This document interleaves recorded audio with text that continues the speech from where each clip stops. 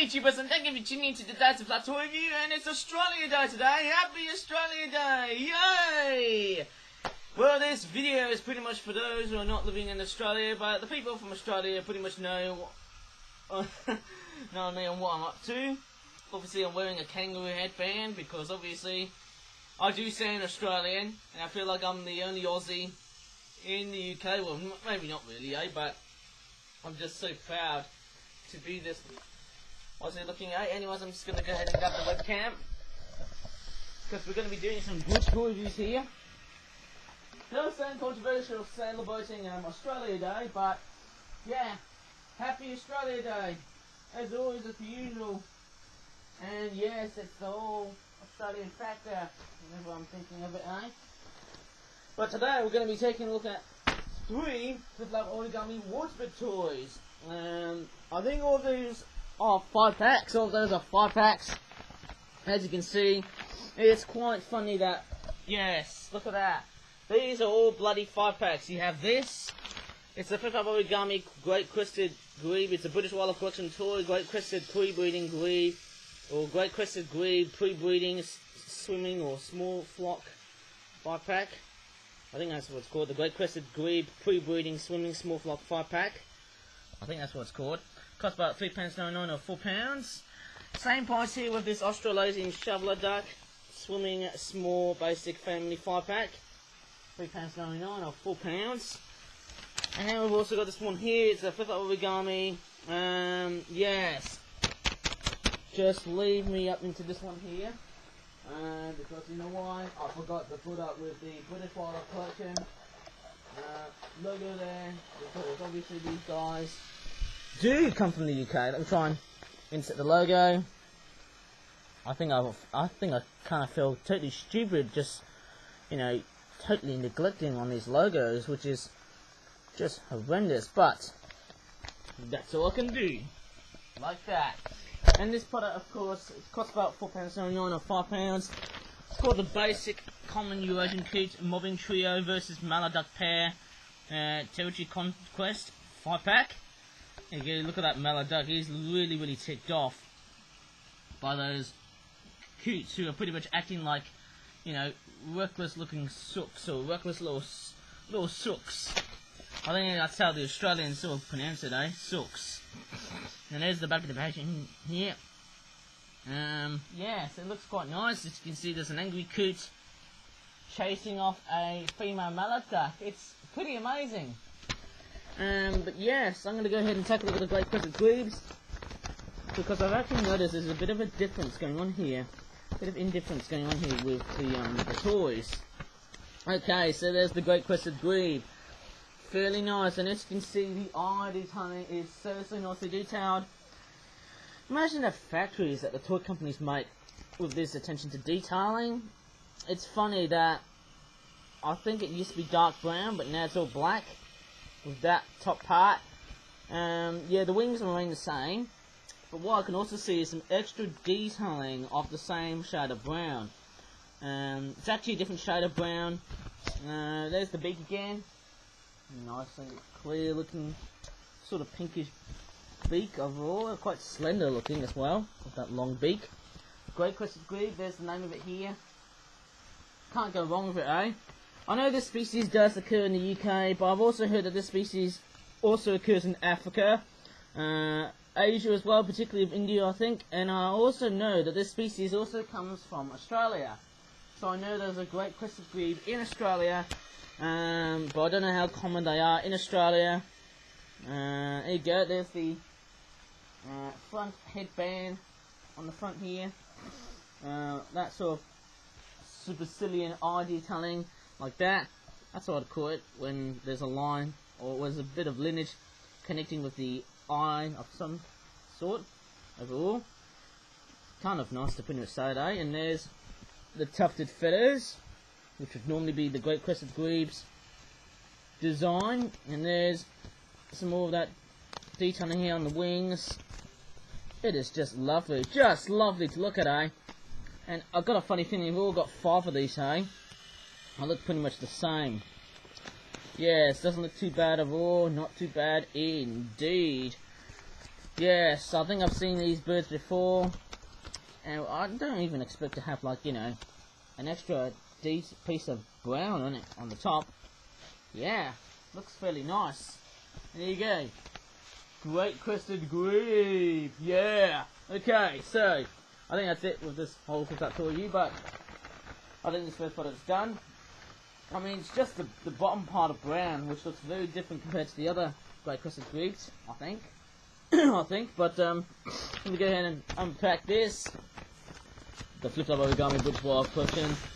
Basic Common Eurasian Coot. Mobbing Trio versus Mallard Duck Pair Territory Conquest 5-pack. Which costs about £5 or £4.99 where I live. Okay, let's take a look at the ducks. To me, they just look the same. But what I've actually noticed is that the blue speculum is actually on the bottom here, not at somewhere else. Weird. But then when you open it up, look at the detailing inside this duck. There's the wings, and there's the speculum. And you can also see the brown eye on the head as well. Looking quite spiffo, isn't it, eh? Woo! And it also has a name. There you go, male mallard drake / duck. Crockies, I can't believe it. Let's take a look at the female. It's just a plain brown female, but what you also notice is that the female also has a very strange colour combination on the beak of orange and grey. And look at the blue speculum here. Just amazing. And let me go ahead and open it up.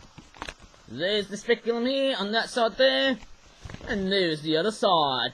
I mean, I could have added more and more detailings of, you know, dark brown though, but female ducks, they always tend to be brown though. As always. But they can be quite confusing because you never know what species you're going to get. Okay, let's move on to the coots. What's actually quite a bit strange is that the coots' eyes are quite small. There's also another thing I've actually realised. Oh, sorry, I've got a bit of a frog in my throat again. Happens every Wednesday whenever I do toy reviews, right? Yep, totally right indeed. And then there's the beak. Looking nice and spiffo looking indeed. And I've actually realised that the beak on these coots, the beaks on these coots are actually a tad longer than the other Eurasian coots I've already made in previous videos. But it's actually not too bad. And there's the name, Common Eurasian Coot, as you can see. And same with this one here. They must have been gone into a watercolour sort of, you know, moment, and that's why I had to cover them all black. And it's a, you know, a fairly nice detailed looking bird, as always. I've actually noticed this one's got a bit more of a sharp, or more of a shorter sort of beak. Nearly said the word sharp, didn't I? But there you go, there's the white shield on the front. Actually, if I go back to this one here, yes, the white shield is grey, which meant, for the fact that it's done by watercolour here, crikey, I would have nearly got some weird error in it, eh? But no, that white watercolour pen has saved the day. Or maybe it hasn't. Maybe it made everything worse.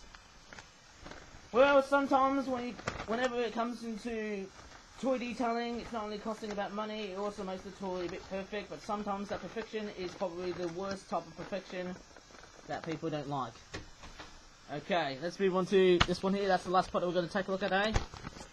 The Australasian shovel, which of course is a species of duck in Australia.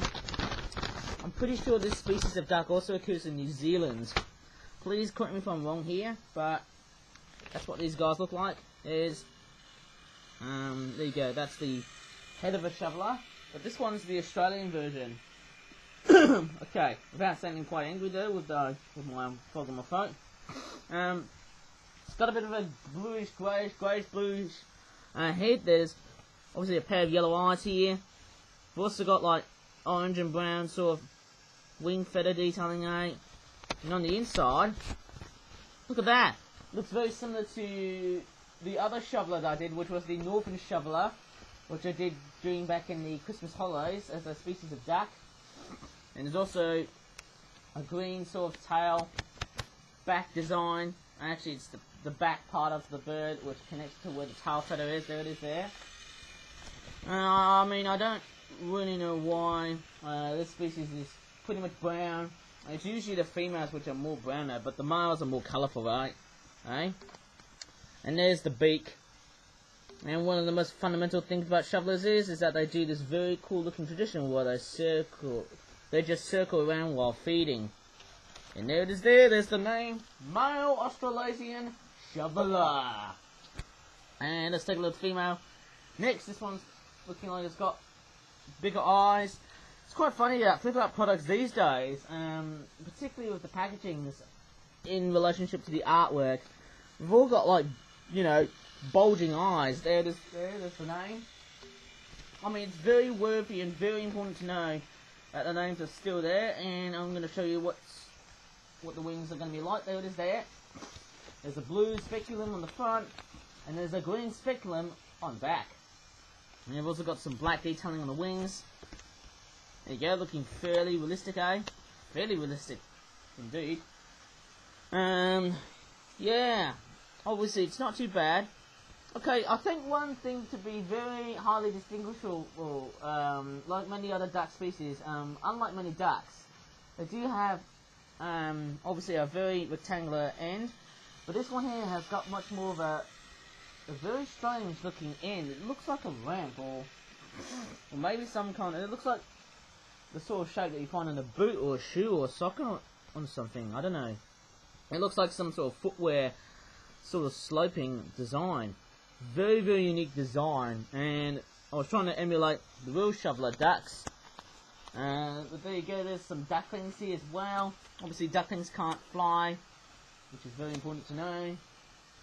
You know, to sort of get into the whole realism factor behind it, hey? Yeah, actually doesn't look too bad, I suppose, eh? It looks brilliant. And, yeah, it's a fairly nice design. Actually, no, these guys are coloured in peach and brown. I actually forgot to show you this here. It looks quite weird though. There's a duckling here. It looks like he's traumatised by this male shoveler, who's in fact his father. That's of course his son, who looks like he's in total trauma because he hates him. And there's the father. But nevertheless, this product here looks quite nice. It's pretty simplistic.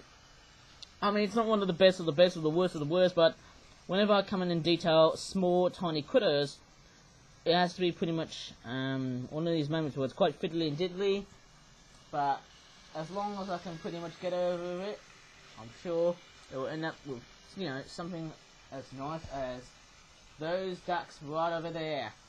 You know what I mean? Okay, so that's pretty much the end of the whole ducking video on YouTube.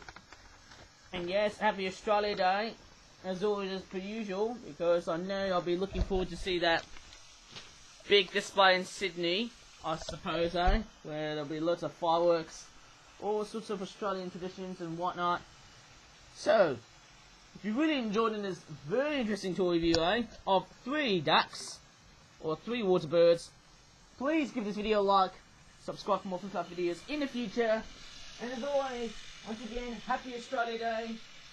And of course, yes, I know there's loads and loads of people who don't live in Australia, and to be quite obviously honest, I'm certainly one of them, but even though if I sound Australian, I'm actually from the UK.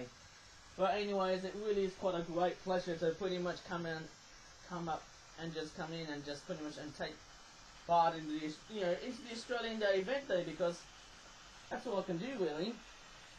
Well, anyways, I have to say thank you so much for watching again, and bye for now. Happy Australia Day!